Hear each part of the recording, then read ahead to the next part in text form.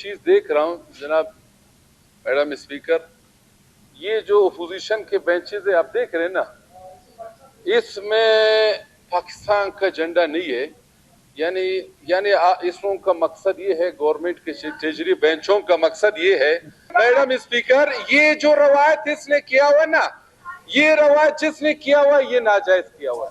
अगर अगर अगर असेंबली में रखना है सबके रखे, नहीं रखना है तो ठीक है, सबके नहीं रखे। हमने इस आइन का हल्फ लिया है। आज एक झंडा लेके आ जाएंगे, कल किसी कोई अपना पार्टी का झंडा लेके आ गया, परसों मैं भी पाकिस्तानी हूँ, मुझे किसी के सर्टिफिकेट की जरूरत नहीं है। ज़हरी साहब, आप हमने यहीं पे हम सब बैठ के हल्फ ले लिया है, इसी आइन का हमने हल्फ ले लिया है। अगर असेंबली में झंडे लगाए हम लोग, मुझे दे दे झंडे, मैं वो करता हूँ, लेकिन ये झंडे तकसीम करना ये कोई तरीका है? आप मुझे बता दीजिए कौन सा तरीका है। और हम किसी को लेटर लिखते हैं, ये पाकिस्तान के आइन में है कि आप किसी से कुछ पूछ सकते हो, और हमें कहते हैं, आज मुझे मेरे पीएस ने कहा कि सेक्रेटरी साहब ने कहा कि आपने आप जो लेटर लिखते हो किसी सेक्रेटरी को, आपको इख्तियार नहीं है। मुझे बताया जाए क्या इख्तियार नहीं है मुझे? या शहरी को इख्तियार है और किसी एमपी को इख्तियार नहीं कि वो किसी सेक्रेटरी से बात करे या उसको लिखे कि ये इन्फॉर्मेशन मुझे दे दे। आप हमें इन्फॉर्मेशन लेने के लिए भी कहते हैं कि जी वो तो आप इजाजत ले ले।